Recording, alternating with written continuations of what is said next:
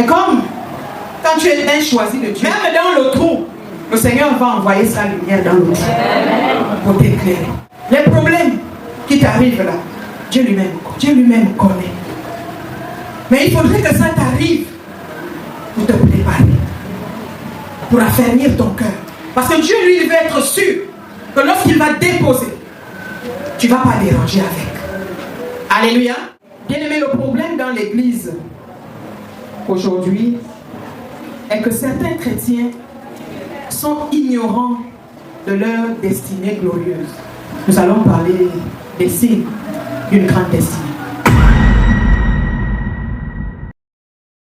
Au nom de Jésus, que nous avons prié, nous disons Amen. Amen. Acclamons le roi des rois.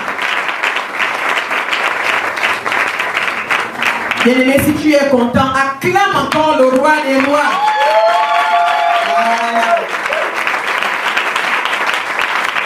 Il mérite d'être acclamé. Notre Dieu est merveilleux. Il mérite nos acclamations. Alléluia. Bonjour peuple de Dieu. Il y a la joie ou il n'y a pas la joie? Parce que nous sortons d'une bonne adoration. Je dois sentir la joie sur les figures. Amen, amen. Alléluia. Bien-aimé, il n'y a pas plus beau que l'adoration. Adorer le Seigneur, quels que soient les soucis, les difficultés que nous avons, ça libère totalement nos cœurs. Amen. Pour moi, je suis dans la joie ce matin parce que je vois une des mamans que je n'ai jamais vue ici là. Ma belle-sœur, elle est la grande sœur du prophète, elle n'est jamais arrivée ici. Maman Flore, je souhaitais te saluer. Et là où tu es, lève-toi pour saluer la fille. Elle n'a jamais eu pied parmi nous. C'est une maman que j'aime beaucoup. Alléluia. Pour ceux qui ne la connaissent pas, c'est la grande sœur des jumelles. Amen, amen. C'est aussi une chrétienne. Elle revient de l'Alliance chrétienne. Amen. Elle adore le Seigneur du côté de l'Ambaré.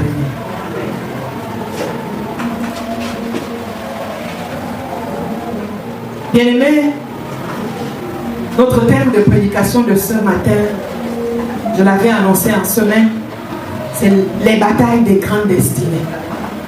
Les batailles des grandes destinées. Amen, amen.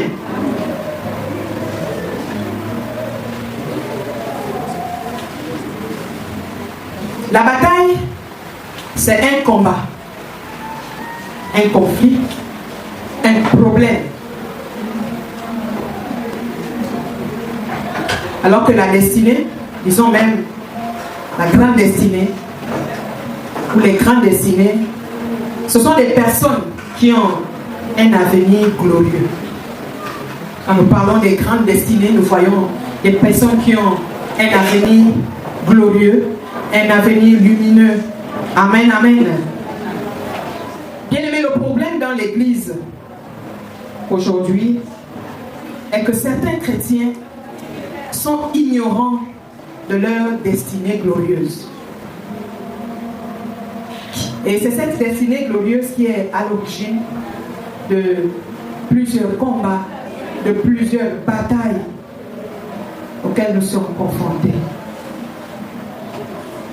Sinon, il y a un autre groupe des enfants de Dieu qui sont avertis et qui prennent garde, qui sont vigilants, qui sont convaincus de leur destinée qui est glorieuse, et ces derniers vivent véritablement dans l'obéissance à la parole.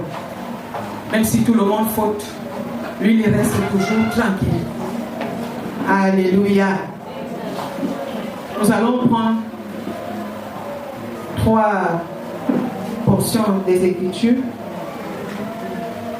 Le premier dans le livre de Ruth. Ruth 1, versets 1 à 5. Je dis bien Ruth 1, versets 1 à 5. Nous sautons pour lire aussi le verset 16. Le deuxième passage est dans le livre de Genèse 37, verset 18 à 20. Je dis bien Genèse 37, versets 18 à 20. Et enfin, Genèse 39, versets 11 à 15. Du temps des juges, il y eut une famine dans le pays.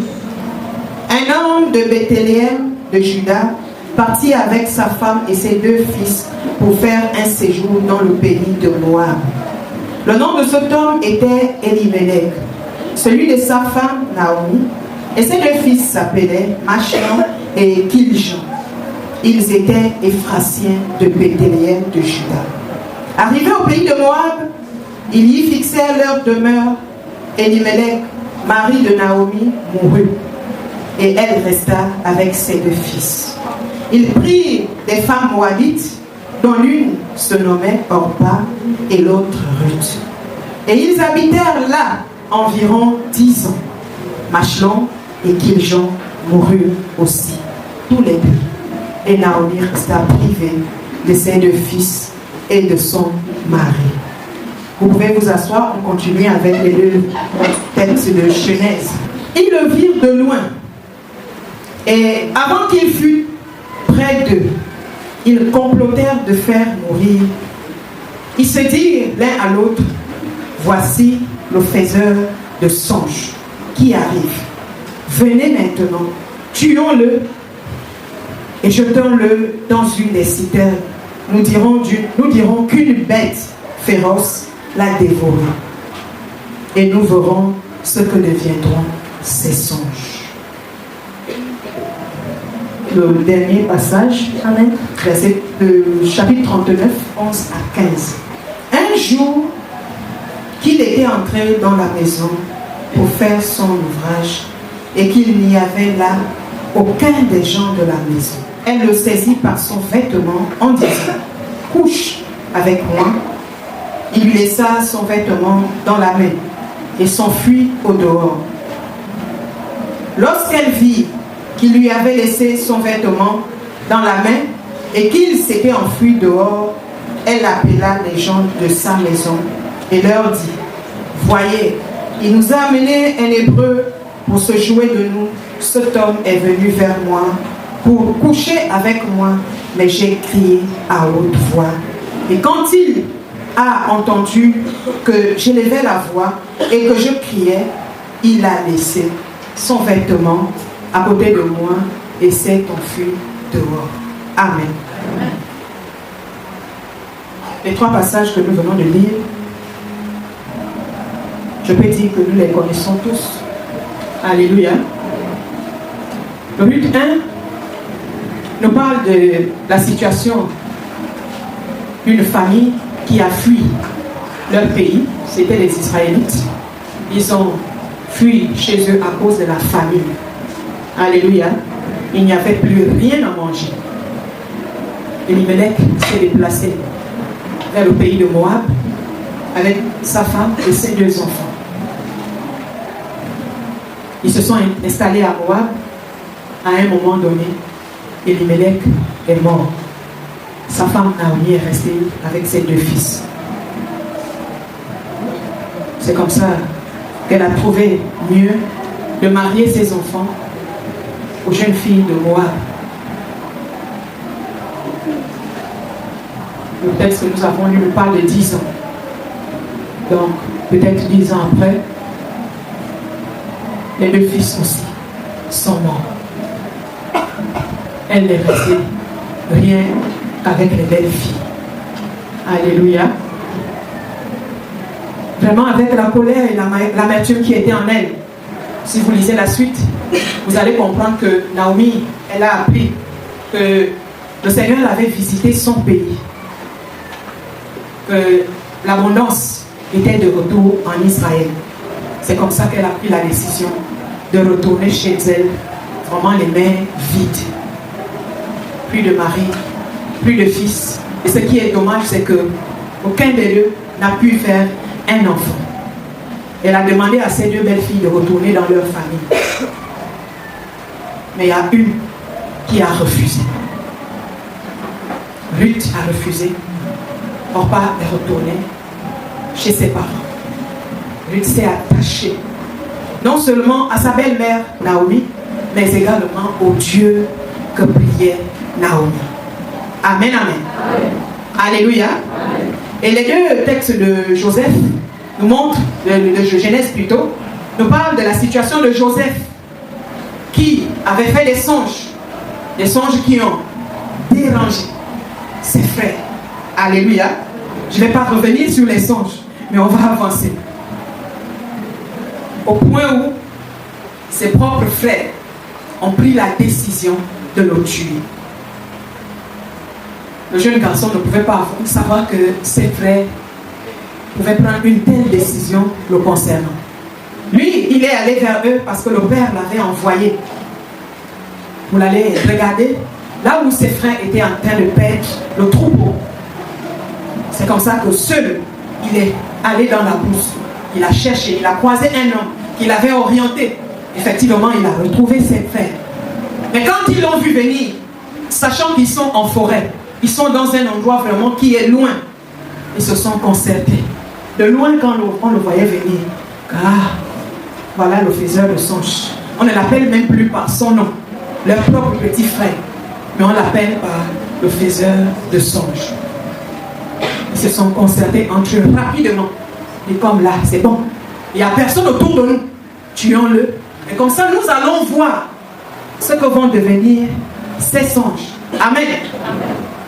Pour moi, c'était difficile. Le deuxième texte, ça s'est passé maintenant en Égypte. Puisque les frères ne l'ont plus tué. Une caravane qui passait par là, une caravane des Madianites qui partait en Égypte. Ils ont vu, non, ça sert à quoi même de le tuer? Vendons-le. On ira dire à notre père qu'une bête l'a dévoré. Amen. Et c'est comme ça que vraiment la mort ne vient pas de loin. Ses propres frères l'ont vendu. Joseph va se retrouver dans un pays étranger où il n'avait personne. Mais comme quand tu es un choisi de Dieu, même dans le trou, le Seigneur va envoyer sa lumière dans le trou pour t'éclairer. Joseph s'est retrouvé dans une maison vraiment où quelqu'un avait les biens de Potiphar, un chef de prison. Et comme lui, la main de Dieu était sur lui, tout ce que Joseph touchait était bon. Potiphar a vu, non, lui là c'est bon, je te confie, gère tout dans ma maison. Certainement, à travers toi, je vais devenir un grand homme. Et effectivement, c'était comme ça. Mais il y a toujours le malheur. Quand tu es une grande étoile, quand tu as une grande destinée, même le bien que tu fais devient malheur. Ah, la Bible déclare que Joseph était très beau. Il a monté là chercher les problèmes. La femme de son chef, elle est tombée amoureuse. Joseph va se retrouver encore dans des endroits difficiles. Bien aimé, on peut d'abord s'arrêter par là, sinon ce sont des histoires que vous connaissez très très bien. Amen. Je rappelle que notre message de ce matin est les batailles des grandes destinées. Amen. Les conflits, les difficultés des grandes destinées. Bien aimé, lorsque tu as une grande destinée, ta vie ne peut pas rouler, non, sur les roulettes, non. Les grandes destinées passent toujours par un chemin difficile. Alléluia. Amen. Les grandes destinées passent toujours par un chemin difficile. Mais malgré la situation, l'œil de Dieu est sur toi. Amen. Alléluia. Amen. L'œil de Dieu te voit. Quelle que soit la souffrance, les difficultés que tu es en train de vivre, son œil là te voit.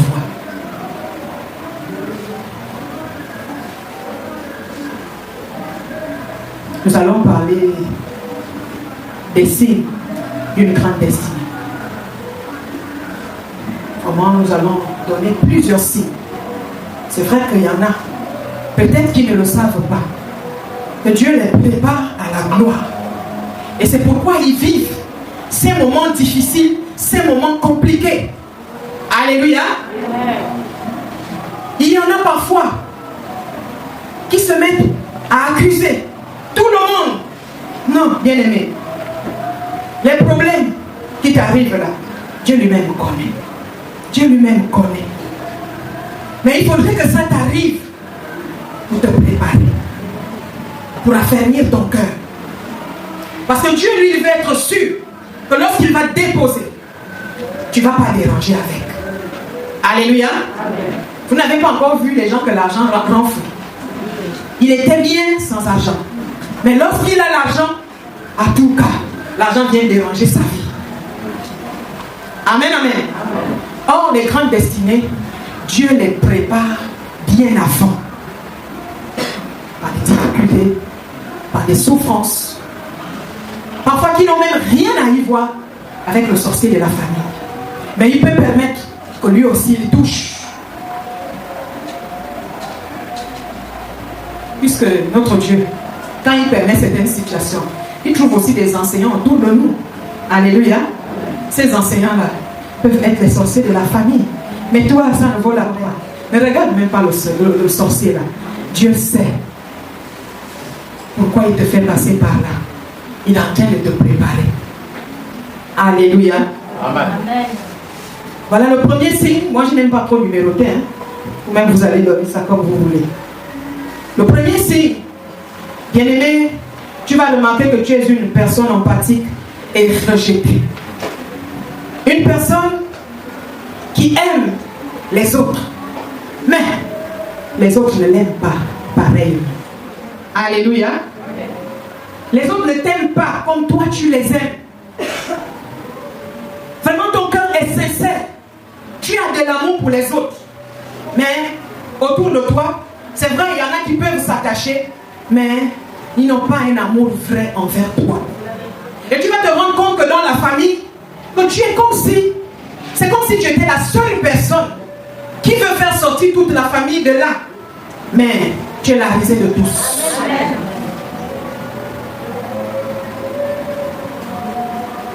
Qu'est-ce qui fait en sorte que tout le monde te déteste? C'est parce qu'en toi, il y a une lumière que tous voient. Ils voient la lumière qui brille en toi. Mais ta lumière là, elle dérange. Ta lumière dérange tellement le voisin. Ta lumière dérange ta famille. Au point où ils vont même créer des choses qui n'existent pas sur toi. Mais ce n'est pas grave. Bien aimé, toi continue à les aimer. Dieu lui-même connaît là où il est en train de t'amener. Tu ne peux pas changer. Parce que les autres ne t'accordent pas aussi ce même amour. Amen, amen. Amen. Alléluia. Amen. Tu vas voir que dans des relations, tu es celui-là ou celle-là qui donne toujours le meilleur de lui. Mais tu te rends compte que l'autre est comme quelqu'un, en tout cas, je vais encore faire comment? J'arrive. Amen. Amen. Tu vas voir dans ta famille, ton père et ta mère, et pourtant ils ne sont pas mauvais. Mais tu ne comprends pas pourquoi c'est toi qui es l'enfant rejeté. C'est vrai, il y en a qui sont rejetés avec des causes physiques. Amen, amen. Il y en a qui sont rejetés avec des causes physiques.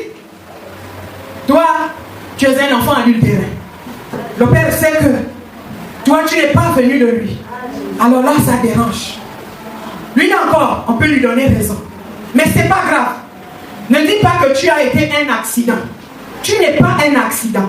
Dieu lui-même savait pourquoi il fallait que tu viennes de cette manière. Parce qu'il savait qu'il devait t'amener à une autre dimension. Alléluia. Amen. Il n'y a personne qui a été un accident. Tu as été programmé par Dieu. Amen. Dieu dit que je te connaissais avant que tu ne sois dans le ventre de ta mère. Alléluia. Amen. Donc moi j'ai pu comprendre que c'est lui-même qui allait prendre pour déposer dans le ventre de la mère. Mais comment il connaissait?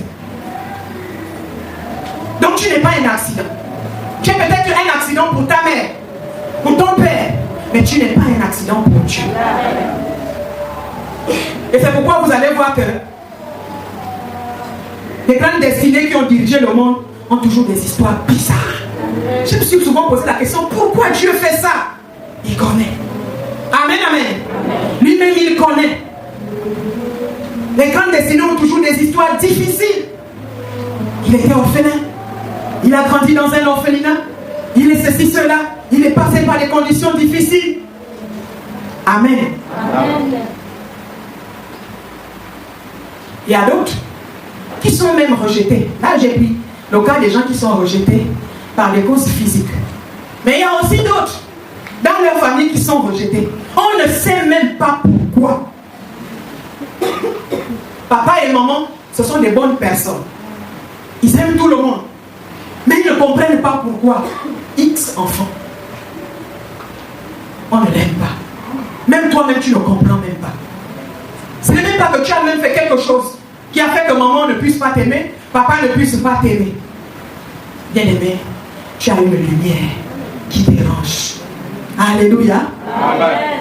Tu as une étoile qui dérange. Ton étoile brille tellement que non, ça dérange les autres. Tu vas maintenant grandir dans ta propre famille comme si tu étais venu d'ailleurs.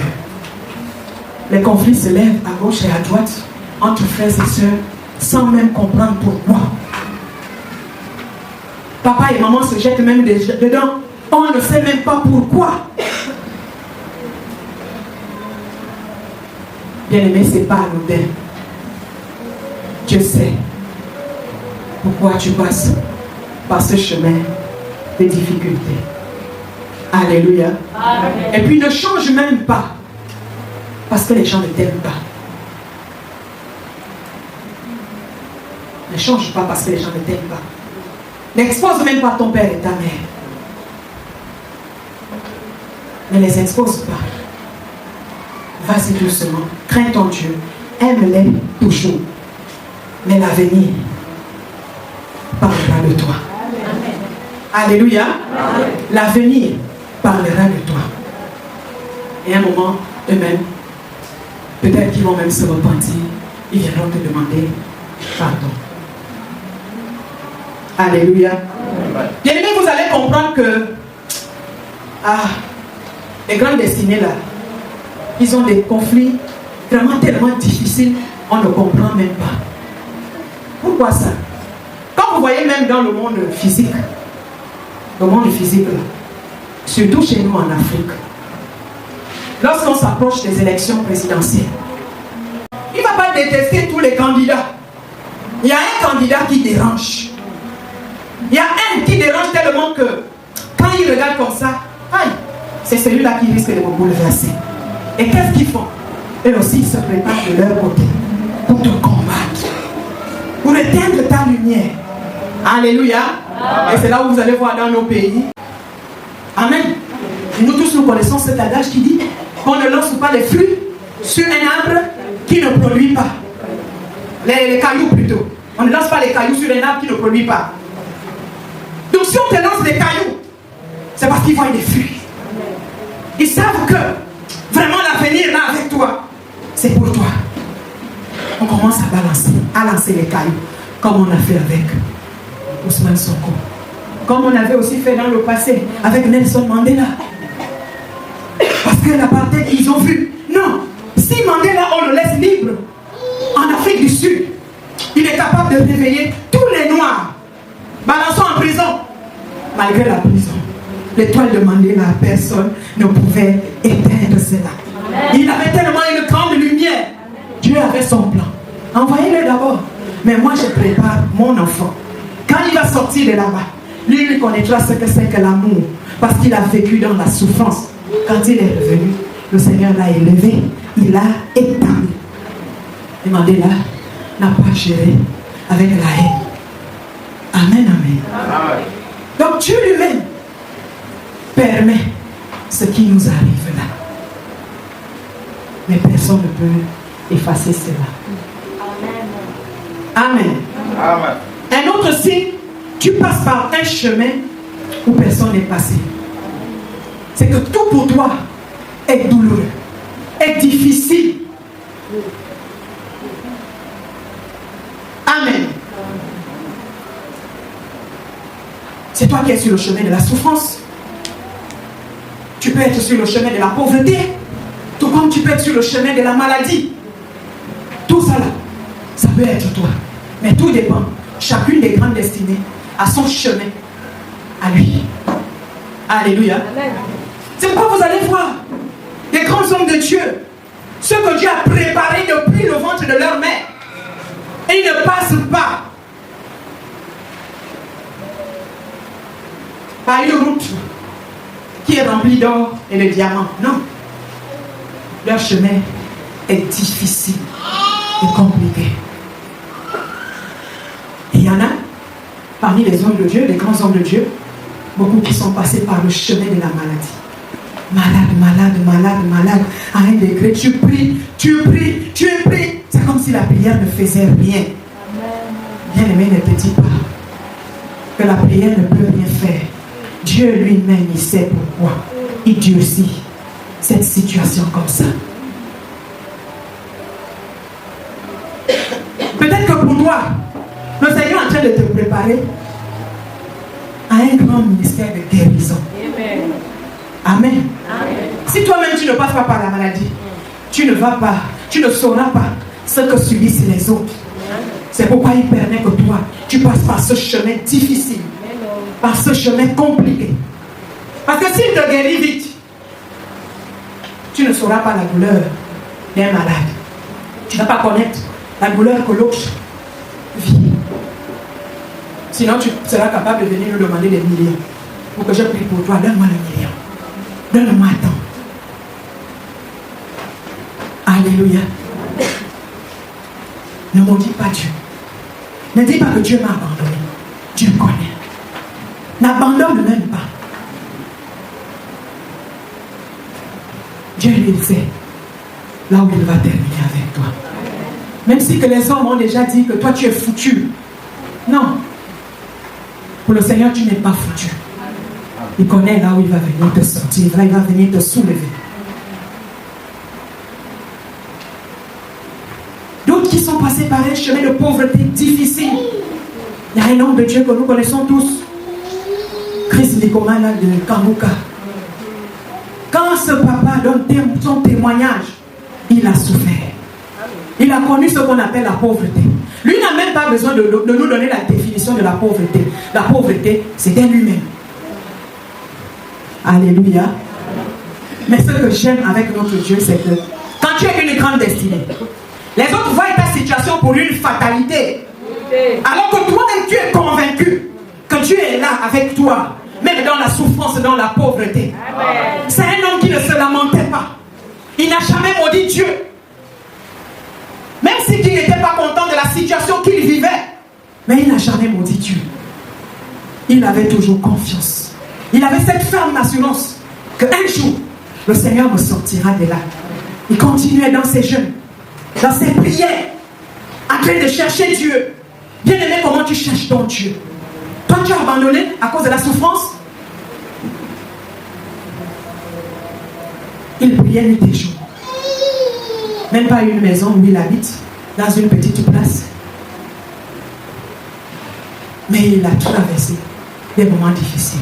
Mais aujourd'hui, là, le Seigneur est en train de l'utiliser dans le monde entier. Amen. Même si que tu ne l'as jamais vu, mais beaucoup témoignent de l'onction de cet homme. Parce que lui, il a une onction spéciale, à distance. Ça opère. Amen. Tu te lèves de ton tricycle seul, rien qu'en l'écoutant au téléphone. Alléluia. Amen. Mais s'il ne supportait pas cette vie de souffrance, beaucoup dans le monde entier n'allaient pas être guéris. Alléluia. Amen. Donc, des grandes destinées, ce que j'aime, c'est que il y en a qui sont conscients. Ils connaissent là où ils vont. Ils connaissent là où ils vont.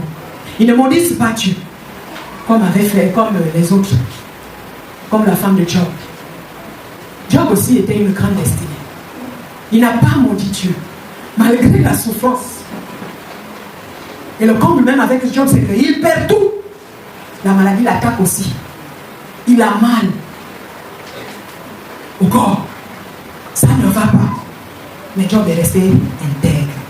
Est-ce que quelqu'un peut rester intègre dans la souffrance? Comment nous faisons quand ça va mal, quand ça tourne mal autour de nous?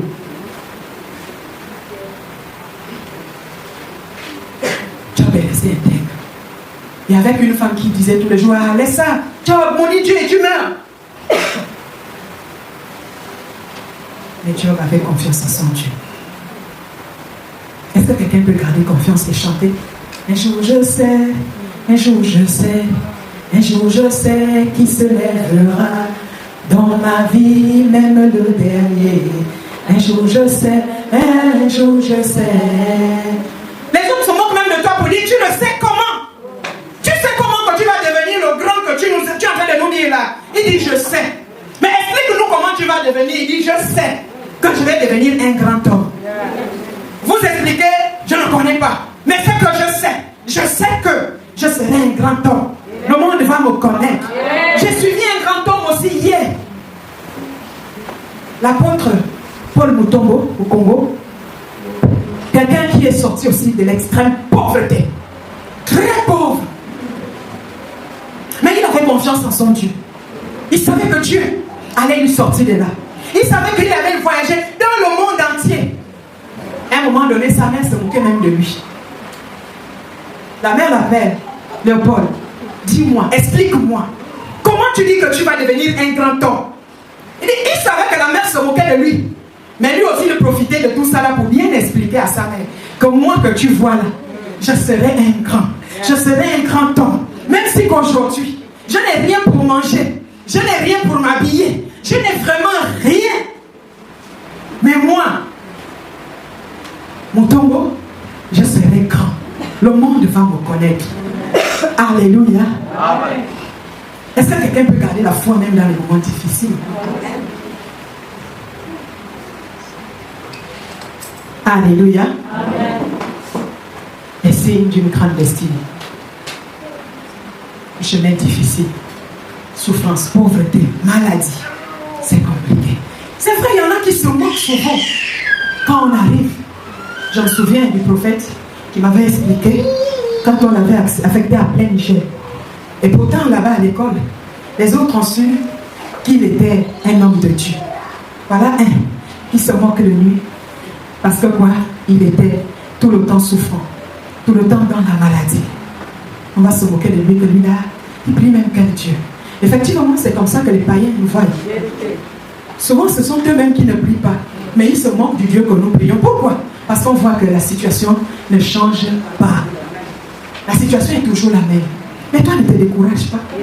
Ce n'est pas le païen qui peut faire en sorte que tu perdes la foi. Toi-même, tu sais ce que tu as dit.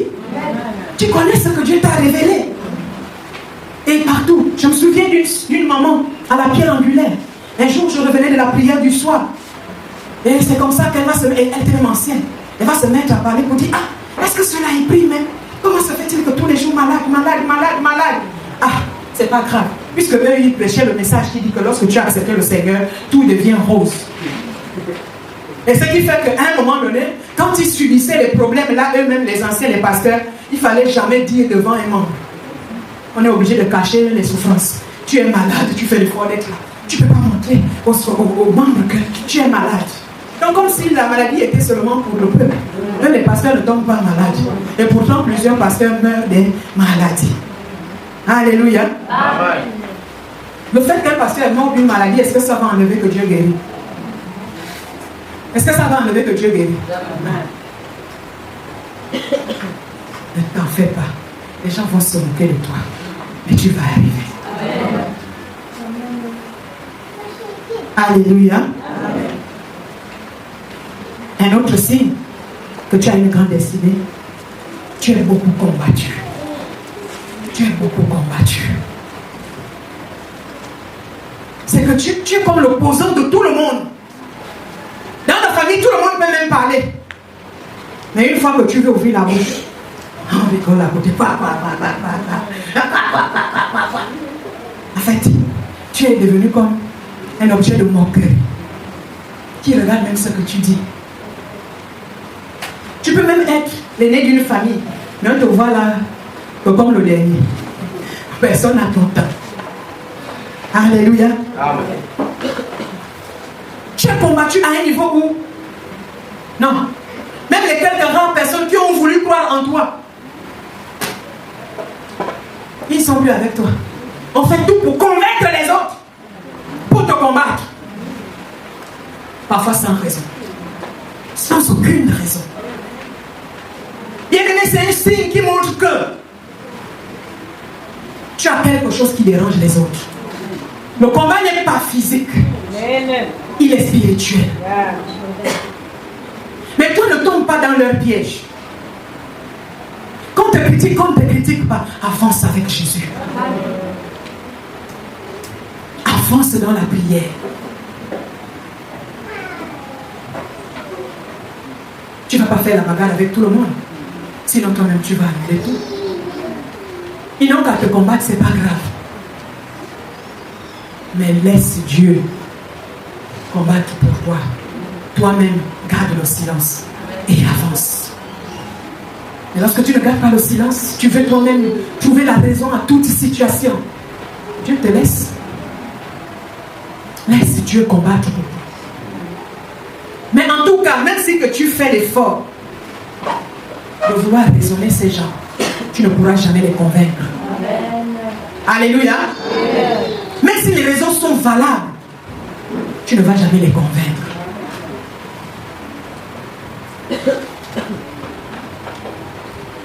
Un autre signe, tu es souvent incompris.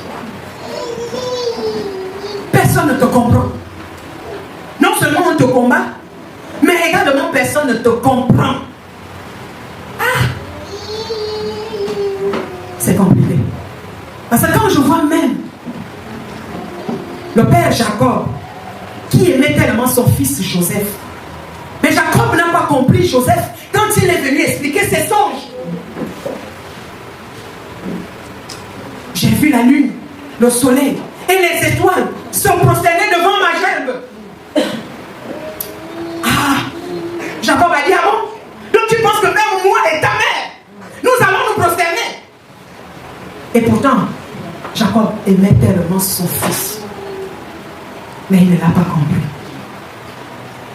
C'est vrai que lui-même, Jacob n'avait pas combattu son enfant. Ce sont les autres frères. Donc tu vas te rendre compte que ça soit dans la famille autour de toi, celui-là qui ne te comprend pas, qui fait l'effort d'être avec toi, mais il y a des situations qui ne va jamais te comprendre. C'est là où à un moment donné, il y en a qui pensent parfois même au suicide. Il ne faut pas te suicider. L'avenir parlera de toi. Amen. L'avenir va montrer que toi tu étais spécial. Dieu savait ce qu'il était en train de faire pour toi. Alléluia. Même si que les hommes ne te comprennent pas. Mais si ton Dieu te comprend, si tu vis dans les normes de la parole de Dieu, ce n'est pas grave. Et moi j'ai l'habitude de dire, comme dit la Bible, mieux vaut être avec Dieu que d'être avec les hommes. Ce sont eux qui ne te comprennent pas. Est-ce que ton Dieu ne te comprend pas? Alléluia. Pourquoi tu vas culpabiliser pour ça? Même si tu parles le bon français, tu as la rhétorique, on ne va pas te comprendre. Laisse-toi faire. Ils n'ont qu'à dire tout ce qu'ils veulent dire de toi. Alléluia. Encore pire, quand tu as une grande destinée et tu es le premier que Dieu appelle dans une famille, mon Dieu, qui va te comprendre, bien-aimé? Personne ne pourrait te comprendre. Mais ça ne vaut la peine de faire les débats avec eux. Ils ne vont rien comprendre. Laisse Dieu lui-même faire les choses. Laisse l'avenir parler. Parce que quand tu es le premier dans une famille à accepter le Seigneur, alors là, tu seras sérieusement combattu et incompris. Tu vas vivre tout ça. Et moi, j'ai vécu ça. Moi, j'ai vécu ça dans ma famille. Combattu par tout le monde. Incompris. J'ai eu mes aînés qui m'ont dit carrément, en tout cas, moi, je déteste les églises de réveil. En un mois, je déteste ceux qui prient dans les églises de réveil. J'ai dit, c'est pas grave. Si vous me détestez, que mon Dieu m'aime. Alléluia. Amen. À un moment donné, nous sommes dans une réunion. On est avec les parents. Tout le monde dit ceci. Tout le monde, en tout cas, moi j'ai dit, moi c'est la parole de Dieu. Si la parole de Dieu ne me permet pas de faire telle ou telle chose, je ne peux pas. Et là où ma propre mère m'avait dit, en tout cas, moi quand je traite les problèmes de chez moi, de ma famille, de ma maison, tu mets d'abord ta Bible de côté. Je regarde seulement comme ça, là je ne réponds pas. Dans mon cœur, je dis, Ma Bible ne peut jamais être mise de côté. Amen. Alléluia. Amen. Ma Bible avant tout. Pourquoi? Eux, ils veulent me convaincre de faire comme eux. Tu vas vivre avec autour de toi. Toi, tu crains tellement ton Dieu. Tu ne fumes pas, tu ne bois pas. Et quoi? Comment quelqu'un peut vivre comme ça? À un certain âge, il faut boire les alcools. L'alcool fait du bien. Le vin fait ceci, le vin fait cela. Et ils ne vont jamais te montrer les méfaits de l'alcool. Tout le monde se moque de toi. Moi, dans ma famille, être un homme, ça veut dire tu bois. Amen, amen. Celui qui ne boit pas, ce n'est pas un homme. C'est pas grave. Même si quand tu humilies comme ça, là, ce n'est pas grave. L'avenir parlera de toi. Dis avec moi, l'avenir parlera de moi. L'avenir parlera de moi. Mais toi, ne fais pas les débats. L'apôtre Paul nous a interdit de faire les débats inutiles. Ça ne sert à rien, ils ne vont pas te comprendre. Mais l'avenir, là, parlera de toi. Reste intègre à ton niveau. Ne te mélange pas. Parce que tout le monde a pris la décision du vin. Et toi aussi, tu vas aller boire le vin au nom de la honte. Non. Ça ne vaut la peine. Ceux qui te prennent pour un sourd, ce sont eux les vrais. C'est pas grave. L'avenir va démontrer qui est vrai homme. Amen, amen. Un autre signe, les grandes destinées, tu as confiance en toi-même. Tu as confiance parce que tu sais ce que Dieu t'a dit, ce que Dieu t'a révélé. Et tu sais aussi ce que tu as au-dedans de toi. Alléluia. La confiance. C'est que toi-même tu as confiance. Que les difficultés que je vis là, ce n'est pas au hasard. Dieu est en train de me préparer. Est-ce qu'il y a des Joseph dans la salle? Amen. Des Joseph conscients. Amen. Des Joseph qui savent que les difficultés que je suis en train de vivre là, Dieu est en train de me préparer à une grande responsabilité. Dieu est en train de me préparer à un grand avenir. Donc moi je ne peux pas faire comme les autres. Même si que tout le monde tombe dans la débauche, moi je ne tomberai pas dans la débauche. Même si que tout le monde tombe dans l'amour de l'argent, moi je ne tomberai pas dans l'amour de l'argent. Même si que tout le monde tombe dans le mensonge, dans la recherche de la gloire, moi je ne tomberai pas là-dedans. Et c'est là où tu peux entendre un grand témoignage. Quelqu'un peut témoigner pour dire: ah, moi on m'a proposé tant de millions et j'ai refusé. Amen. Vous vous souvenez du pasteur Kevin? Il a fait ce témoignage un jour. On l'appelle de passer même de là à la caisse, aller récupérer. Il a dit: non, tu sais que moi je ne peux pas prendre cet argent. Hey! Si ça aurait été un païen, si un païen était à côté de lui, il va dire: abomination, comment tu peux refuser un tel grand montant? Parce qu'il sait. Aujourd'hui, je n'ai peut-être pas l'argent, mais l'argent est en moi. Amen. Aujourd'hui, je n'ai pas peut-être les biens, mais les biens sont en moi. Amen. Ce que mon Dieu a mis en moi est plus grand que ce que vous voulez me proposer. Donc je ne tomberai pas. Amen, amen. Un autre signe qui montre que tu as une grande destinée. Bien-aimé, malgré la souffrance, malgré les difficultés, tu as la faveur de Dieu avec toi.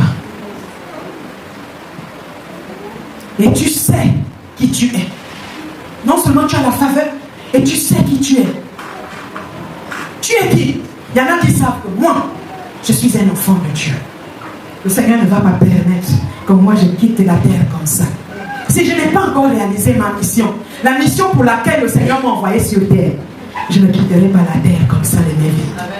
Alléluia. Amen. Amen, amen. Amen. Vous n'avez pas encore vu un homme parler comme ça? Je sais que parmi vous, vous êtes aussi en mission. Amen. Dieu ne peut pas permettre qu'on te tue si toi tu n'as pas encore réalisé. C'est pourquoi il t'a envoyé. Amen. On va lancer les flèches à gauche, on va te lancer les flèches à droite. Tu ne seras pas atteint. Amen. Parce que Dieu sait que tu as une mission. Il t'a envoyé en mission. Si tu n'as pas encore réalisé ce que le bon Dieu t'a demandé de faire, tu ne seras pas atteint. Amen. Mais les personnes peuvent te combattre. Ils ne vont jamais te vaincre. Amen. Ils vont inventer des situations contre toi. Ils ne vont jamais te vaincre. Amen. Le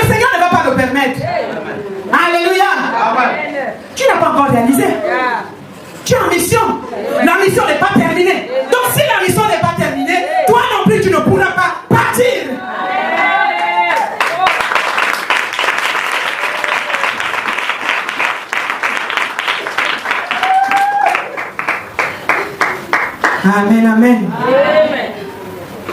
Bien-aimé, je disais, non seulement tu sais qui tu es, mais tu as la faveur de Dieu. Tu passes par des moments difficiles. Tu passes par la vallée de l'ombre et de la mort. Mais tu ne crains rien, le Seigneur est toujours là. Pendant qu'ils se disent que là c'est fini pour Joseph, là nous avons détruit la destinée de Joseph. Ses rêves ne vont plus se réaliser. Alors là, ils ne savaient pas que c'est en Égypte que ça devait s'éclater. La mission de Joseph n'était pas pour Israël. C'est en Égypte que ses rêves devaient voir le jour. Amen, amen. Tes ennemis vont te vendre. Ils ont vendu Joseph pour étouffer son étoile, pour éteindre sa lumière. Mais sa lumière a continué en Égypte. Il arrive dans un pays étranger où il ne connaissait personne. Mais la faveur de Dieu était sur lui. Il est arrivé dans la maison de Potiphar en tant qu'esclave. Mais Dieu était toujours là pour aider Joseph. Tout ce que Joseph pouvait toucher marchait. Et le chef de la maison, quand il a regardé comme ça, il dit, ah bon, vraiment quel bon serviteur. Je leur confie tout ce qui est ici, toutes mes entreprises. Joseph, j'ai. Amen, amen. La faveur de Dieu. Amen. La faveur de Dieu est toujours sur toi. Même quand ils croient qu'ils te font du mal. Vous voyez la situation de Ruth. Ruth également avait la faveur de Dieu. Elle quitte Moab avec sa belle-mère. Vraiment où elle pouvait se dire, vraiment, tout est fini pour moi. Mais Ruth n'a pas mal fait de s'attacher au Dieu de sa belle-mère, au Dieu d'Israël. Parce que Ruth avait dit à sa belle-mère, je ne te quitterai pas. Ton Dieu sera mon Dieu. Amen, amen. Ton peuple sera mon peuple. Et elle s'est attachée au peuple élu de Dieu. Elle s'est attachée au merveilleux Dieu. Amen, amen. Et ce Dieu l'a fait des merveilles dans la vie de Ruth. La faveur de Dieu était sur elle. Bien qu'elle soit moabite, quand elle arrive, ce que j'aime, c'est parce qu'en Israël, ils avaient une loi qui disait que lorsque vous récoltez le blé, vous prenez pour vous tout ce qui tombe là, ne ramassez pas. Ce qui reste au sol là, c'est pour l'étranger, c'est pour l'orphelin. Celui qui sera dans les capacités, celui qui n'a pas de plantation, il pourra venir dans n'importe quelle plantation pour ramasser, pour glaner. Amen, amen. Et Ruth va aller glaner dans un champ où la faveur de Dieu est sur toi. Tiens seulement bon. N'aie pas un petit cœur. Ne lâche pas. Avance avec le Seigneur. Alléluia. Un autre signe. Nous sommes en train de terminer avec ces signes-là.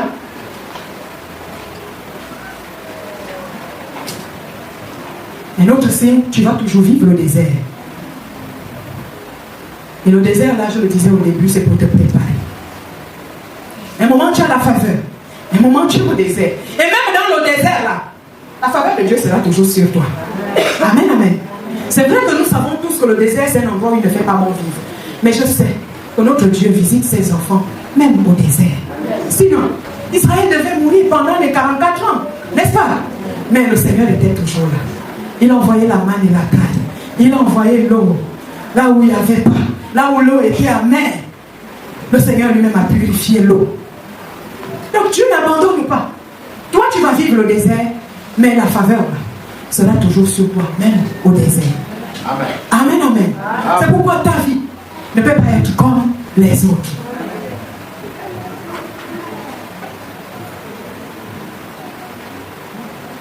Bien-aimé, un autre signe, tu sais où tu vas. Tu sais où tu vas. Toi, tu ne navigues pas en vue. Tu sais, malgré la souffrance, le Seigneur va intervenir. Le Seigneur va intervenir. Et ce que j'aime aussi, c'est que toi-même, tu sais que tu es né pour prier. Tu sais toi-même que tu es né pour prier. Ton étoile brille tellement que toi-même, tu le sais. Le Seigneur te l'a démontré. Il t'a montré ça dans les visions. Il t'a montré cela parfois dans les songes. Et même par les prophéties, dans les assemblées. Même à la rue, tu peux croiser quelqu'un qui peut te dire ce que tu seras. Ce qui fait qu'il y a comme toi-même qui connais. Tu as confiance à ton Dieu. Même si que les autres ne te comprennent pas. Mais toi, tu sais où tu vas. Tu sais ce que Dieu t'a dit. Et ce qui fait que tu es obligé de t'attacher, de t'accrocher véritablement à ce que Dieu t'a dit. malgré le désert, malgré la souffrance. Amen, amen. Amen. Alléluia. Amen. Alléluia. Amen. Et c'est pourquoi j'aime vraiment ce cantique. Un jour je sais, un jour je sais, un jour je sais qui se lèvera dans ma vie, même le dernier. Un jour je sais, un jour je sais. Bien aimé, c'est un chant, c'est un cantique qui est là pour nous consoler, qui amène la consolation pendant les moments difficiles. Ça tourne mal, mais toi tu as confiance que celui qui t'a parlé là, le Dieu qui t'a révélé ces choses, il va les accomplir. Amen, amen. Amen. Donc n'abandonne pas. Nous sommes en guerre. La bataille c'est une guerre. Mais ceux qui vont tenir jusqu'au bout auront une histoire qui sera très grande. Parce que tous les grands hommes de Dieu qui ont brillé sur la terre là, quand vous écoutez leurs histoires, bien aimés, souvent, même les pleurs, il n'y en a même plus. Quand je pense à l'histoire de Madame Ouattara en Côte d'Ivoire, non. À un moment, je dis souvent, il n'y a même pas une femme qui a souffert sur la terre comme cette femme. Mais regardons ce que le Seigneur est en train de faire avec Madame Ouattara aujourd'hui. Elle qui était musulmane, qui ne connaissait même pas Jésus. Il n'y a plus forte raison. Toi qui connais ce que notre Père est capable de faire. Ah! Bien aimé, moi je sais qu'un jour, le Seigneur va essuyer mes larmes. Amen. Je le sais. Je ne suis pas encore arrivé au niveau où le Seigneur m'a montré, au niveau où le Seigneur m'avait prévu. Parce que moi-même, j'ai fait ces songes. Mais je sais que ça va se réaliser. Amen. Je ne suis pas allé sur le banc de l'école cadeau, aller apprendre. Aller bûcher des assurances dures. Non, ce n'était pas cadeau. Le Seigneur avait un plan. J'ai pleuré dans ma vie, j'ai déposé les dossiers partout. Mais rien. Mais ce n'est qu'après que j'ai compris que ce n'était pas pour là-bas. Il voulait seulement que j'apprenne. Mais il a un niveau où je vais atteindre. Amen. Mais ça arrivera. Et c'est déjà même proche. C'est déjà même proche. Amen. Toi aussi c'est proche. Amen. Tiens seulement bon. N'abandonne pas le Seigneur. Amen. Ne fais pas comme les autres. Amen. Mais si toi-même tu fais comme les autres, alors là le Seigneur va dire, je vais encore faire quoi pour toi. Amen, amen. Amen. C'est pourquoi nous allons voir que il y a deux types de grandes destinées. Il y a des grandes destinées qui sont conscientes de ce que Dieu va faire avec eux. Mais il y a aussi des grandes destinées inconscientes. Ils savent bien ce que Dieu leur a dit. Mais ils ne veulent pas faire ce que Dieu demande de faire. Ils préfèrent faire comme les autres. Ça, ce sont les grandes destinées inconscientes. Ils refusent de payer le prix. Bien aimé, c'est vrai que Jésus-Christ a payé le prix sur la croix de Golgotha pour que nous soyons sauvés. Il a payé le prix pour nous. Mais il y a une dimension de gloire que pour atteindre, il faut boire la coupe. Si tu ne bois pas cette coupe-là, tu ne vas pas arriver à cette dimension. Mais il y en a qui refusent de boire la coupe. Il y en a qui refusent de payer le prix. Lui-même, il est conscient. Il va venir te dire, j'ai rêvé ceci, cela. Bien aimé, voilà ce que Dieu te demande de faire. Ah, maman, c'est trop compliqué. Ah, est-ce que c'est moi que tu as rêvé? Ce n'est pas moi. Alléluia. Il y en a qui refusent de payer le prix. Et c'est lorsqu'on refuse comme ça, qu'on risquera de ne pas atteindre cette destinée que le Seigneur a prévue pour nous. Mais je sais aussi qu'il y a des destinées, il y a des grandes destinées conscientes. L'ennemi m'amène à gauche, à droite. Ils bastonnent. Ils sont toujours intègres. Il y en a et ça existe. Mais je peux te dire ce matin, bien aimé, tu vas arriver. Amen. Tu arriveras. Continue seulement. Même si l'ennemi cherche à tirer en longueur, mais ça va arriver. Parce que Joseph, à un moment donné, Joseph était quand même déjà content que, même si on m'a vendu, mais je suis quand même dans une maison où je vis bien, je mange bien, je suis bien traité. Mais Joseph ne savait pas qu'un jour il allait toucher aussi la prison. Mais à un moment donné, quand Joseph rentre en prison, mais lui n'a pas perdu la foi. Ce que j'ai aimé, c'est que même en prison, Joseph n'était pas un prisonnier comme les autres. Amen. Alléluia. Peut-être que toi tu es déjà au niveau de la prison, mais laisse-moi te dire que tu n'es pas un prisonnier comme les autres. Amen. La faveur de Dieu est toujours sur toi.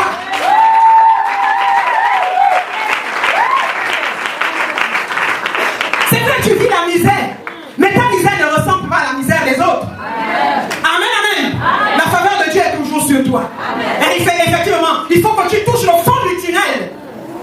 pour que notre Dieu soit glorifié. Parce que Joseph pouvait même déjà perdre l'espoir en prison. Vraiment rejeté en prison sans un vrai motif. Quelqu'un qui a raison, qui a refusé de trahir son chef. Mais est-ce que toi tu peux refuser de trahir ton chef? Alléluia. Comment toi tu fais? Parce que la tentation là arrive. Le texte que nous avons lu, il dit qu'il n'y avait personne dans la maison. Personne n'était là. Si Joseph voulait faire comme les autres, il devait se dire, en tout cas, je couche avec elle. Personne n'est là. Personne ne saura. Mais Dieu le sait. Tu crains les hommes ou tu crains Dieu? Comment toi tu fais? Tu sais que tu es une grande destinée. Le Seigneur est en train de te montrer le chemin à suivre. Toi tu dis non, moi, le chemin est trop compliqué. Moi j'avance avec le vin. Le jour où je peux travailler, c'est bon. Si je rentre à la maison à temps, c'est bon. Moi, je ne peux pas abandonner mes amis. Même si que les amis me demandent d'aller en boîte de nuit, je pars. C'est pas grave. Mais le dimanche matin, je serai en forme pour aller à l'église. Ça sont les grands destinés qui ne sont pas conscients. Et ce qui fait que toi-même, tu ne feras que retarder ta destinée. Bien-aimé, notre Dieu est capable de venir t'enlever, même dans la fournaise ardente. C'est pas grave. Il n'ont qu'à te jeter dans la fournaise. Le Seigneur viendra te sortir de là. C'est quoi la prison? N'a-t-il pas fait sortir ses disciples plusieurs fois de la prison de manière miraculeuse? Ne crains pas la prison. Si c'est l'étape de la prison, on veut t'envoyer en prison, mais toi intérieurement tu sais que tu n'as pas tort. Va, le Seigneur sera avec toi. Amen. Le Seigneur qui a protégé même les païens en prison, les fausses prisons, les histoires que je vous ai parlé quand les élections arrivent. Dans tous nos pays africains, c'est comme ça. Mais est-ce que le Seigneur ne les protège pas? Amen, amen. À plus forte raison, son enfant. Son enfant. Donc soyons conscients. Le Seigneur, lui, il est prêt. Il sait là où il nous amène. Le chemin de la souffrance sur laquelle il nous fait passer là, c'est pour nous préparer. Même si que la maladie a perduré dans ta vie, n'abandonne pas. Le Seigneur a un plan. Peut-être même que le temps où tu es malade, là, il est en train de te sauver d'une situation. Peut-être si tu aurais été en bonne santé, tu devais aller même toucher quelque chose qui ne va même pas te laisser vivre. Mais il préfère retarder tout ce temps-là dans la maladie. Parce qu'il est en train de te prévenir de quelque chose. Bien aimé, derrière les malheurs se cache toujours le bonheur. Et rien n'est au hasard. Notre Seigneur sait. Il connaît. Même si tu es malade, n'abandonne pas. On se moque de toi, c'est pas grave. Moi, mon mari, il y a certains dans ma famille qui l'ont appelé même cercueil ambulant. Parce qu'il était malade à tout moment. Toi-même, tu as accepté d'aller te marier avec un cercueil ambulant. Mais bientôt, mon mari va fêter 50 ans. Et il est toujours en vie. Toujours en vie. Et en bonne santé, bien sûr. Il est toujours en vie et en bonne santé.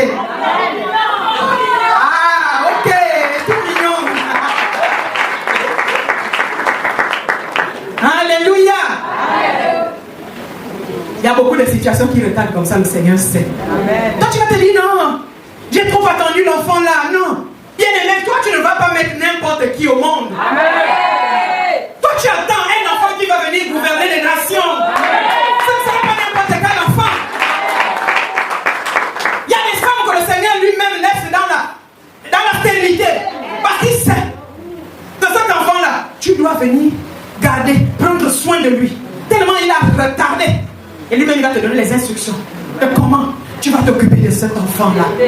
Amen, amen. Anne a attendu pendant longtemps. Mais Dieu avait un plan. Il savait que le ventre là allait mettre au monde un grand prophète. Le grand prophète ne peut pas venir comme tout le monde. Alléluia. Amen. Le mari que toi tu attends là, le Seigneur va non, peut-être non. Si je te donne maintenant, tu vas gaspiller. Prépare-toi bien. Parce que mon fils, c'est un grand serviteur de Dieu. Amen. Il ne vient pas n'importe comment. Il arrive au moment où on va le célébrer. On va célébrer Dieu. Et toi-même, tu seras tellement content que, ah Seigneur, c'est vrai que ça a retardé, mais tu m'as donné un mari. Amen. Tu m'as donné un mari. Amen. Pas comme les autres. Amen, amen. Amen. Bien aimé, le Seigneur est toujours là. Tu es peut-être combattu, mais sa faveur est toujours sur toi. Amen. Il est là. N'abandonne pas. Nous sommes en guerre. Et notre guerre là, nous on ne combat pas avec les armes du monde. Nous nous combattons avec les armes spirituelles. Nous combattons avec la parole de Dieu. Nous combattons dans la sainteté, dans la sanctification. Voilà les armes que le Seigneur nous donne. Mais toi, tu es en train de combattre le camp de l'ennemi. Comment? Les portes ouvertes de partout. Mais ils vont t'atteindre. Bien-aimés, ils vont t'atteindre. Tu es une grande destinée. Ne fais pas comme les autres. Ne fais pas comme les autres. Tu fais comme tout le monde. On va t'atteindre. On va t'avoir. Alléluia. Donc moi, le Saint-Esprit veut que nous soyons conscients. C'est pourquoi il m'a dit à la fin, quand je vais terminer, de faire un appel de deux types de personnes, de deux types de grandes destinées. Un côté, des grandes destinées conscientes. Ceux qui sont convaincus que le Seigneur les appelle à une grande responsabilité. Vous allez vous lever. Malgré que vous êtes combattus, mais au plus profond de vous, vous savez que le Seigneur vous appelle à une grande responsabilité. Amen. Et vous êtes resté intègre. Vous ne voulez pas faire comme les autres. Nous allons prier pour vous. Ceux qui sont restés intègres comme Job, vous allez vous mettre du côté là. Vous allez avancer, vous placer ici. Vous êtes combattus, c'est vrai, mais le Seigneur va intervenir dans vos vies. Mais dans les autres grandes destinées, ils sont aussi convaincus de l'appel du Seigneur, mais ils ont pris les raccourcis. Vous allez vous mettre de ce côté. Vous allez vous mettre de ce côté. Ceux qui ont pris les raccourcis. Alors là, vous avez fait un bon choix de chambre.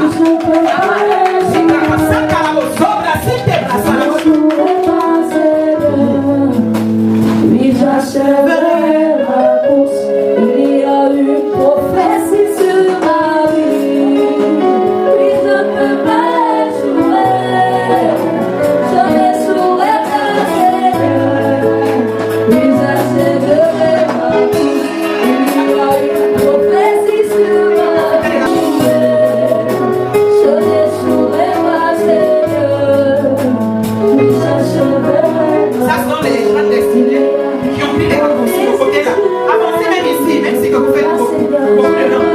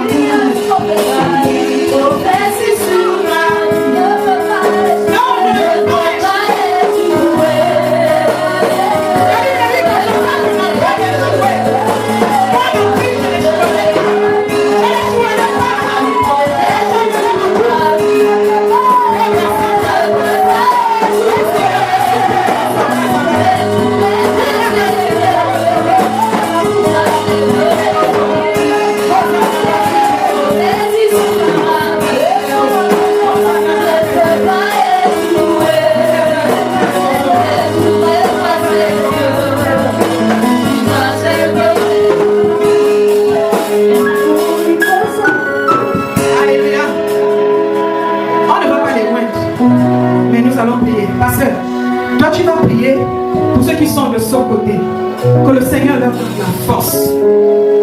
Même ceux qui se sont arrêtés à un moment donné dans la course, que le Seigneur leur donne la force. Que le Seigneur les affermit pour atteindre leur destinée. Ils ne vont pas atteindre la destinée dans le raccourci, mais ils vont atteindre la destinée en revenant sur le droit chemin. Tu vas prier pour eux et moi je vais prier pour les autres.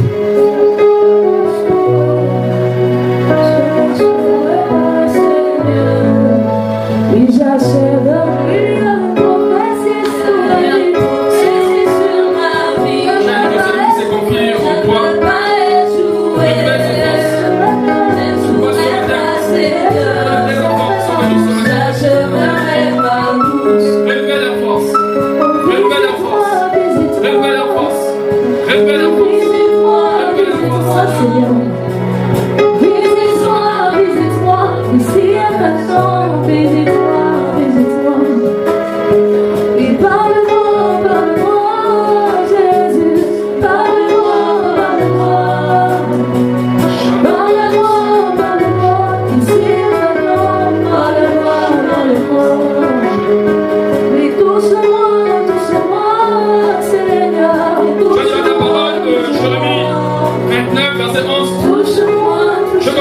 projets que j'ai formés pour toi.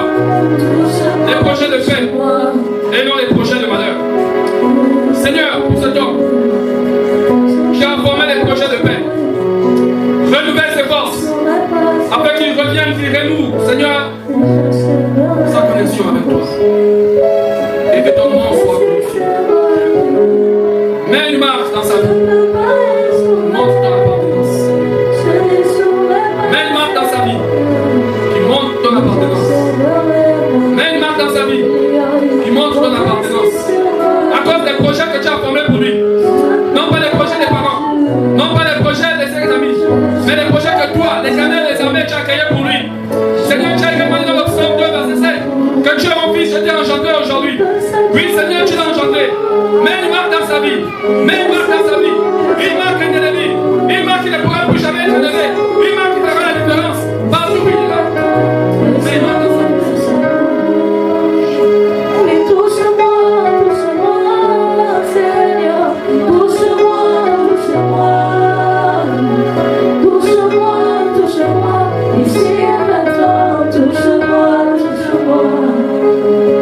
Seigneur, voici ton fils.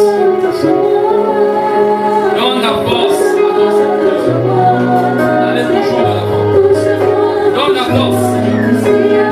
Donne la force à ton serviteur de toujours aller de l'avant. Seigneur, ce matin, j'enlève tout obstacle qui l'empêche d'aller de l'avant avec toi, qui l'empêche de marcher, d'aller de l'avant avec toi.